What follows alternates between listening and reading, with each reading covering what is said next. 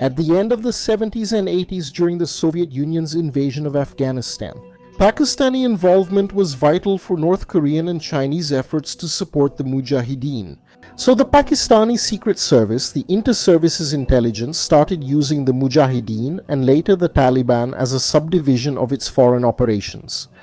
The relationship between this deep state of the Pakistani government and the Afghan Taliban was very deep, with relatively mutual dependence. So during the American and Allied invasion of Afghanistan, the relationship between these two groups was very troubled. Because on one hand, the Pakistani government was fighting against Islamic extremism, but on the other hand, this deep state in the country supported the Taliban in their fight against the West. This reveals a rather complicated ambiguity because despite the formal support of the Pakistani government, in practice, the country's own political leaders did not have full control over the government and parts of the country. It was a very fragile and complex relationship, a very difficult balance, so it wasn't as if the West could invade or attack Pakistan on a large scale because any wrong move, and the extremists could expand their influence in the country. With the United States limiting itself to surgical drone strikes or small special operations, but not putting too much pressure on the Pakistani government to avoid further radicalization in the country. In fact, Trump's negotiations with the Taliban for the withdrawal of the United States from Afghanistan took place precisely through the mediation of the Pakistanis. However, now, more than 3 years later and going against decades of deep relations, the Taliban of Afghanistan is attacking Pakistan. This conflict is rarely covered by the media, yet it could become the world's worst geopolitical crisis. And yes, even considering the already serious wars in Ukraine and the Middle East involving Israel.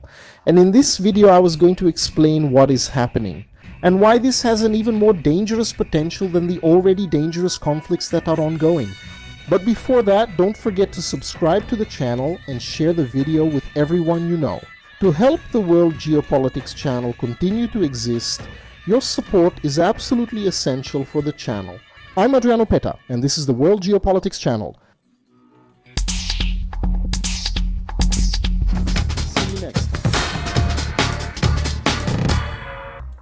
Pakistan is located in South Asia, bordering Iran to the west, Afghanistan to the north, and China and India to the east and north of the country. We have the Himalayan mountains, which branch into the Hindu Kush range. To the southwest, we have the vast Balochistan plateau, which is arid and sparsely populated. But it is extremely strategic because it directly connects 3 countries through this wide open area: Pakistan and Iran. Pakistan is the point of interconnection between these 3 countries. And in the south we have the Thar Desert and a 650-kilometer coastline along the Arabian Sea, which is extremely important for global trade. Historically, this was the cradle of Hindu civilization, but Islamic invasions in the 8th century made the region predominantly Islamic. The extremely vital Indus River originates in the Tibetan Plateau and crosses the eastern half of Pakistan, increasing the fertile plains of Punjab, which is the geopolitical core of both Pakistan and India. Pakistan's main geographic issue is that its borders don't align with natural boundaries, and this was intentional. The Indian subcontinent has long been divided by rival political forces. Sometimes one faction would dominate most of the territory, but never all of it. Are Pakistan, India, and Bangladesh creations of imperialism? Pakistan's modern borders were established in 1947 when the Muslim-majority northwest and northeast regions of India became a new nation. Pakistan was already looking to increase its influence in Afghanistan, both to secure strategic depth and to prevent Kabul from falling into New Delhi's orbit, which eventually happened. The problem lies to the west, on the border between Pakistan and Afghanistan, known as the Durand Line, which has been precisely the point of discord since it was created by the British in 1893. Afghanistan claims that its true border extends deep into Pakistani territory, encompassing the Pashtun tribal region, which is divided between the 2 countries. And since the mountainous terrain makes the region difficult to govern, causing the border to be highly porous, the Pakistani government has never managed to establish itself in the region. The situation worsened after the 2001 American invasion as Afghan refugees and Taliban leaders hid in this area. However, for 20 years, Pakistan remained aligned with the Taliban, supporting the organization in regaining power in the country, which was accomplished in 2021. However, the relationship between the Taliban and Pakistan has become a source of tension. Now the focus of this tension is due to cross-border militant activities. Recently, Pakistan has intensified its military operations along the border with Afghanistan, accusing the Taliban government of harboring militants from the Tehrik-i-Taliban Pakistan or Tehrik-i-Taliban Pakistan. This group, known as the Pakistani Taliban, is a jihadist organization with historical ties to the Afghan Taliban, but with different objectives. While the Afghan Taliban seeks to consolidate power in Afghanistan, the Tehrik-i-Taliban Pakistan aims to overthrow Pakistan's government and establish a theocratic regime in Islamabad. On December 25, 2024, Pakistan launched airstrikes in Afghanistan's Paktika province, claiming to target Tehrik-i-Taliban Pakistan bases.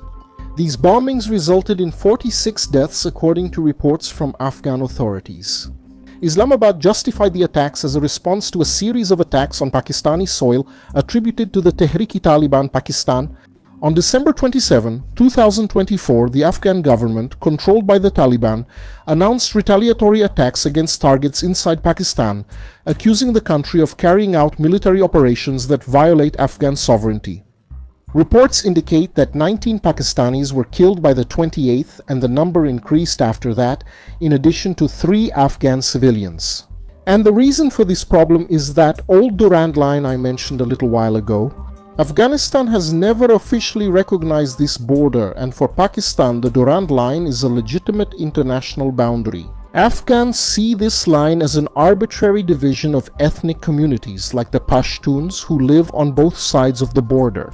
And since the Taliban returned to power in Afghanistan, the Tehrik-i-Taliban Pakistan has expanded its operational capabilities in Pakistan, intensifying attacks against security forces and civilians. The unilateral end of the ceasefire by the Tehrik-i-Taliban Pakistan in 2022, it marked an escalation in violence with attacks on military posts and Pakistani cities. A Pakistani government accusing the Afghan government of being lenient with the Tehrik-i-Taliban Pakistan, that is, of supporting the organization, which allowed militants to find refuge in Afghanistan, where they organize and re-equip themselves for more attacks against Pakistan. The Afghan Taliban, after their military victory in 2021, have sought to project an image of self-sufficiency, ironically resisting the influence of former allies such as the Pakistanis. And it's no wonder. The United States and its NATO allies left the Taliban stronger than ever by abandoning a military arsenal estimated at several tens of billions of dollars, and by having given extensive training to Afghan soldiers for over 20 years, who later joined the Taliban. The Taliban went from being a poorly armed group of shepherds in 2001 to a considerable military force in 2021, and considering that Pakistan is facing an economic and political crisis. The situation has pressured the Pakistani government to resolve the Tehrik-i-Taliban Pakistan threat as soon as possible. However, this has led to increased tensions with the Afghan Taliban. The notion that Pakistan is partly a failed state has been around since at least 2009. Since that time, Pakistan has struggled to stay on its feet, barely managing not to fall. Because the United States and China have been helping the government of Islamabad, either with infrastructure projects or by literally sending money. Ironically, even India, its main rival, has helped the country. That, while on one hand the Indians hate Pakistan, on the other they don't want to see their neighbor collapsing and burning, because they know that if that happens it will spill over into India itself. But far from it. Having solved the problem only ended up postponing the situation, because the Pakistani government was never able to take advantage of that moment to internally restructure the country's domestic politics, which would obviously be difficult with the country's own deep state, especially its secret service, the inter-services intelligence being the main supplier of the Taliban and often hindering the government's own efforts. So, we're talking about a country that has been dragging itself along with the risk of collapse for almost 15 years. Several parts of the country are outside of state control. The areas where there is still control have been suffering from huge unemployment rates, hyperinflation, a water crisis, and a rise in Islamic radicalism. However, the problem is that Pakistan, in addition to having a population of almost 240 million people, is mostly male, young, of military age, and unemployed, which would already be a colossal danger. On top of that, Pakistan has nuclear weapons, while Pakistan is armed with 21st century nuclear weapons. And it is held together by a semi-professional army from the late 20th century. Most of its population, despite having a politically active middle class and a dense urban population, still lives in pre-modern conditions. In various parts of the country, especially in predominantly rural areas which are largely defined by regional and tribal identities, this political instability in Pakistan is its greatest vulnerability and the world's biggest risk. Yes, I consider it an even greater risk, even more significant than the war between the West and Russia in Ukraine or the Israeli conflicts in the Middle East. Because in those two cases, even though they are very serious, we are talking about organized and centralized state authorities. Even in the case of the Middle East, militias and terrorist groups, despite the impression of chaos, still respond to larger political forces, nation-states that have strategy and organization. But that's not the case here in Pakistan. The situation is chaotic, and without rationalization, Pakistan could turn into a state governed by the army. Radical Islamism, a combination of military and Islamic government, or even a so-called state without a centralized government. But what does that mean? Couldn't Ahmadiyya break up into warlordism? This expression, which comes from English and doesn't have a literal translation, refers to something like military leaders ruling parts of the country, as seen before the civil war in China and more recently in African countries and Syria. But in the Pakistani case, we're talking about this warlordism with nuclear capability, which will cause much broader regional instability. Analysts have said that this instability coming from the Taliban could worry both Russia and China. And yes, it really can, but in the long run, not in the short term. That's because at this moment, Moscow and Kabul have maintained for now an okay and stable relationship. The relationship with China is crucial for Afghans, as without China, Afghanistan would face shortages of food, medicine, industrial goods, and other modern necessities. So for now, Russia and China won't feel this effect as much, but in the long run, it will be different. Because yes, this Pakistani instability and the expansion of the Taliban's jihad could reach Central Asia, which is a vulnerable point for Russia, and put pressure on the Xinjiang region in China. But in the short term, this Pakistani instability will more immediately trouble India. That's because a very large number of refugees by itself is already a source of instability. Here, we're discussing India, a country already facing religious and cultural violence. The internal Islamic growth in India, that is, among the Indian population itself, has increased the number of violent incidents and even caused instability in some regions of the country. Therefore, a flow of Islamic refugees coming from Pakistan will further intensify this Indian crisis, which is already quite sensitive. Here, we're discussing an India that's even more turbulent, possibly facing civil war in the medium term due to instability in Pakistan. This would have global, not just regional consequences. Because if we look at this map, we'll first see these red spots of instability, and then in orange the spots in crisis, with the potential to evolve into a scenario of total instability. The possibility of a Pakistani implosion surrounds this column, which includes Iran and part of the Arabian Peninsula. This pressure on Iran can lead to two circumstances. The first is Iran finding itself in a situation where it has no option but to develop its nuclear weapons. I think this could happen soon, possibly by 2025. And the second is that the Iranians, partly also because of the demographic crisis, end up succumbing to Islamic fury. In addition, with the highly likely risk of this involving India, we will have an unprecedented humanitarian crisis, because it will involve the 240 million Pakistanis and the 1.5 billion Indians. And if it involves India, inevitably it will involve the 170 million Bangladeshis who, just like Pakistan, are also on the verge of becoming a failed state. Central Asia will also be vulnerable to ending up being drawn into this arc of instability.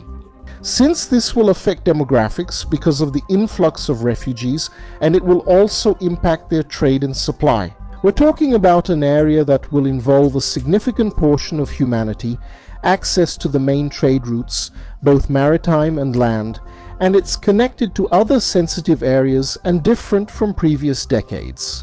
We're not talking about areas at risk or in crisis, but about a situation of total instability, complete instability, whether through civil war or war. Among the countries, Myanmar to the east, also unstable, where the government hasn't controlled the whole country for several decades, won't have the means to deal with a neighbor in flames, which will affect the Strait of Malacca, the most important strait in the world.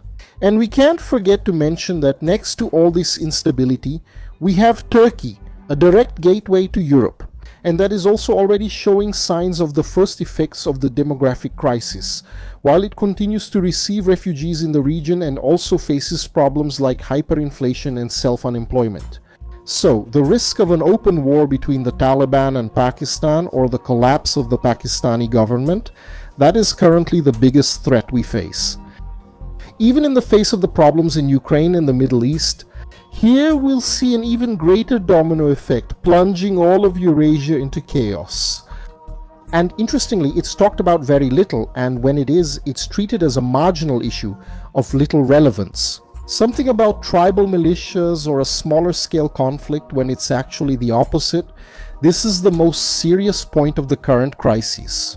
And even if such a war doesn't expand now, the chaotic situation in Pakistan and the religious tensions in India, it's only a matter of time, probably by around 2030, that it will result in a more significant event. Hopefully by then, the Ukraine war and Middle East tensions will have eased significantly, preventing these localized wars from merging into a larger major war. Thank you all, I hope you enjoyed it.